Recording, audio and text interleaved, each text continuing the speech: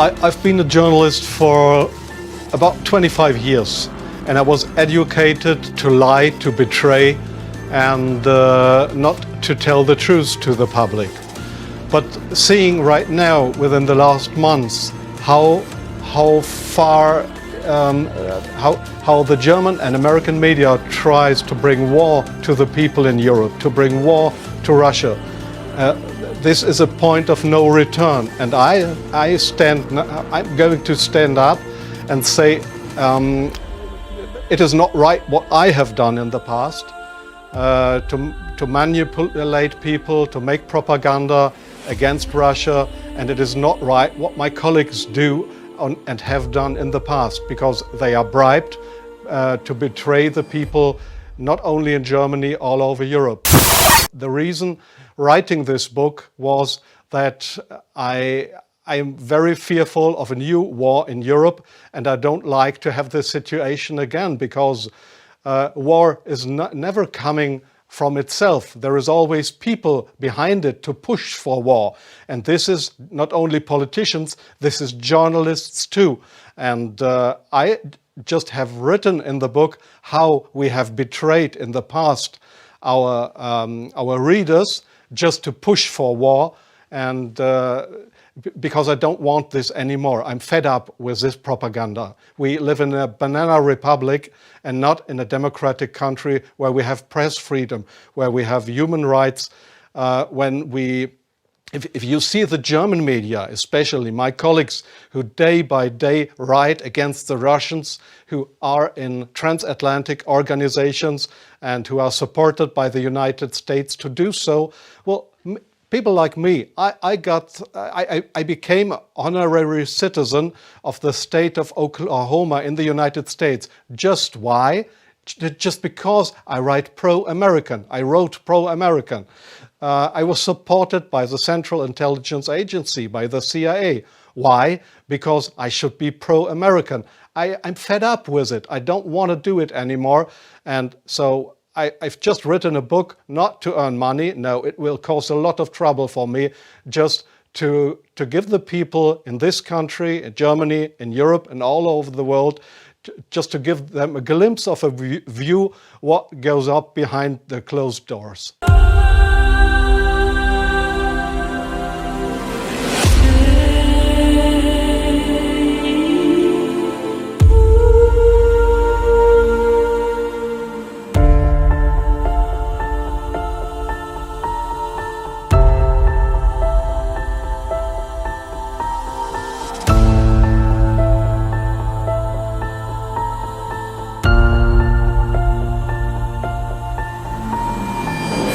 One of the hopeful things that I've discovered is that nearly every war that has started in the past 50 years has been a result of media lies.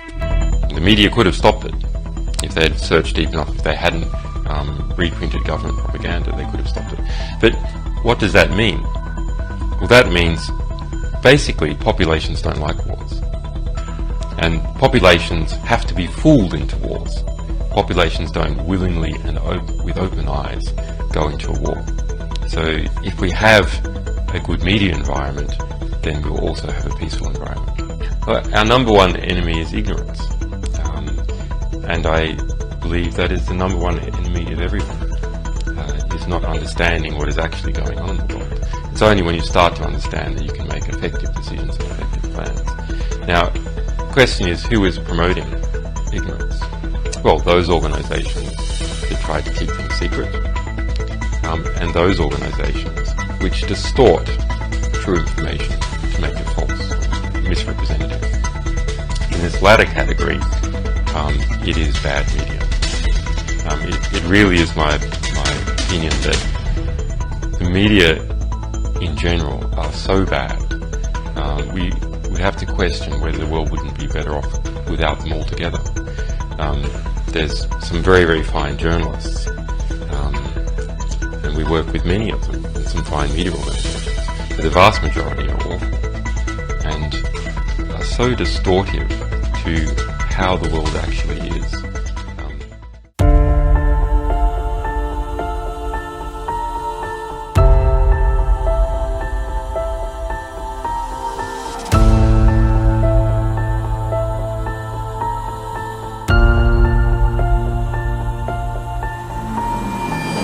about my experiences being the crisis manager, the flu commissioner for Belgium, and highlighting the communication aspects there. And then you have one opportunity to do it right. I mean, day one is so important. In day one, you start your communication with the press, with the people, and you have to do it right. I mean, you have to go for one voice, one message.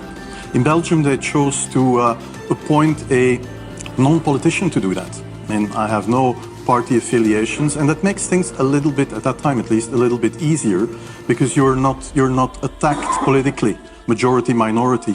That doesn't come into play, and that was a huge advantage. The second advantage is that you can play in Brussels the complete naive guy and get a lot more done than you would otherwise be able to do. You have to be omnipresent that first day or the first days, so that you attract the media attention. You make an agreement with them that you will tell them all, and if they call, you will pick up the phone. When you do that, then you can profit from these early days to get complete carpet coverage of the field, and they're not going to search for alternative voices there. And if you do that, that makes things a lot easier. And then you have to say, okay, well, we will have H1N1 deaths. Of course, that would be unavoidable.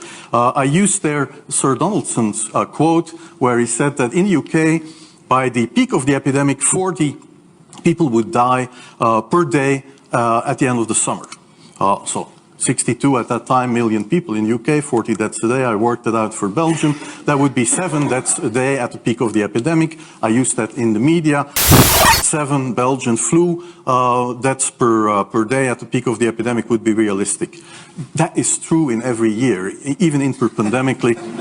That is very, very conservative. However, talking about fatalities is important, because when you say that, people say, wow, what do you mean? People die because of influenza?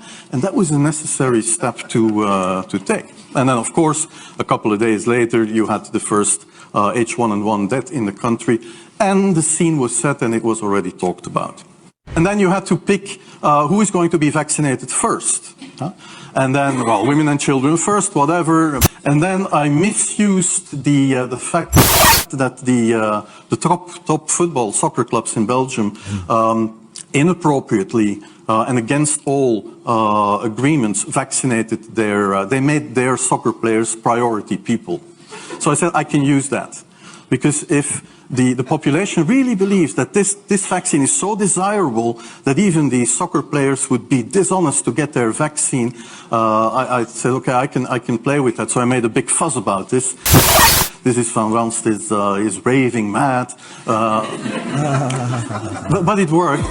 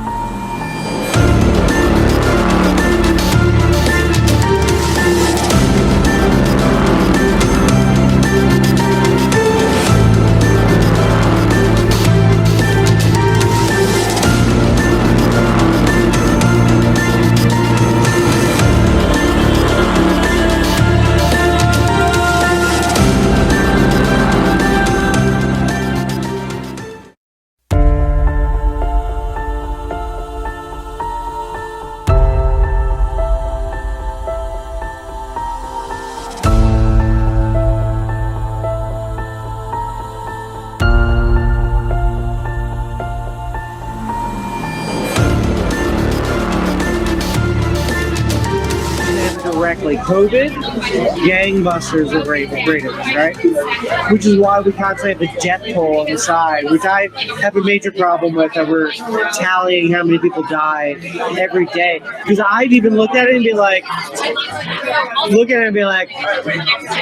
let's make it higher. Like, why isn't it high enough, today? Like, it would make our point better if it was higher. And I'm like, what am I rallying for, that's a problem. Yeah. We're doing that, you know, like this special red phone ring. Yeah. And they pick it up, and it's like the head of the network being like, "There's nothing that you're doing right now that makes me want to stick. Put the numbers back up because that's the most enticing thing that we have. So put it back up." So like things like that are constantly talked about. There's no such thing as unbiased news. Any reporter on CNN, okay. what they're actually doing is they're telling the person what to say. It's always like leading them in a direction before they even open their mouth. And the only people that we let on the air, for the most part, are people that have a proven track record of taking the bait.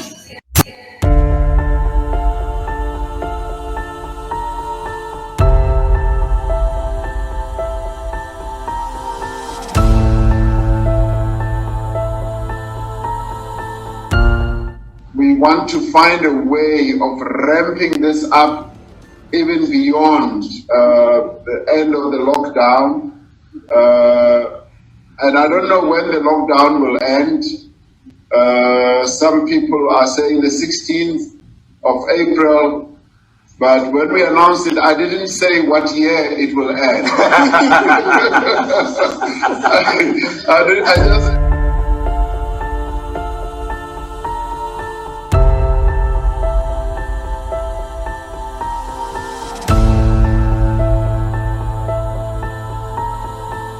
In een opwelling heb ik toen werd ik gebeld en in een opwelling heb ik wel gezegd, luister eens, we kunnen ook Wilders premier maken als je dat wilt, hè.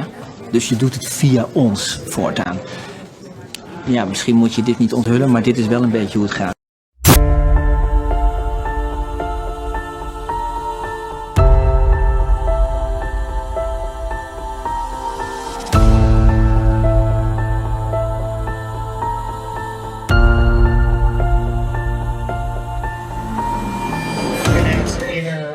That once the public will be open to it, we're going to start focusing mainly on climate, global warming, and it's going to be our focus. Our focus was to get Trump out of office, right? Without saying it, that's what it was, right?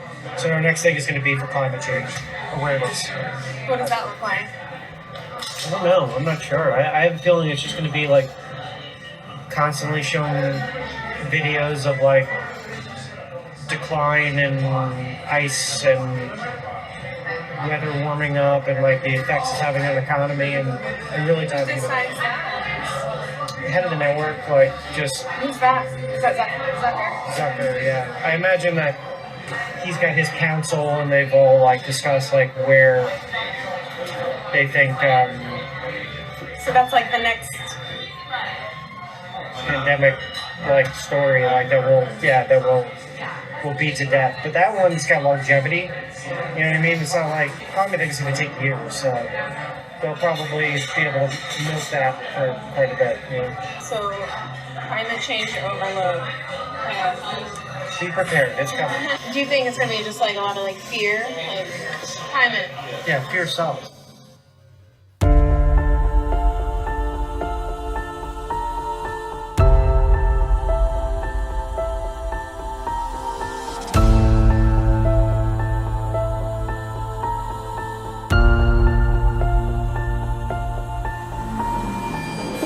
Really shopping for this holiday season. It's okay, you can admit it if you've bought an item or 2 or 10 for yourself. Well, it's okay, you can admit it if you have bought an item or 2 or maybe 10 for yourself. It's okay, you can admit it. You've bought an item or 2 or 10 for yourself. It's okay, you can admit it if you bought an item or 2 or 10 for yourself. It's okay, you can admit it if you bought an item or 2 or 10 for yourself. It's okay, you can admit it if you've bought an item or 2 or 10 for yourself. It's okay, you can admit it, Todd.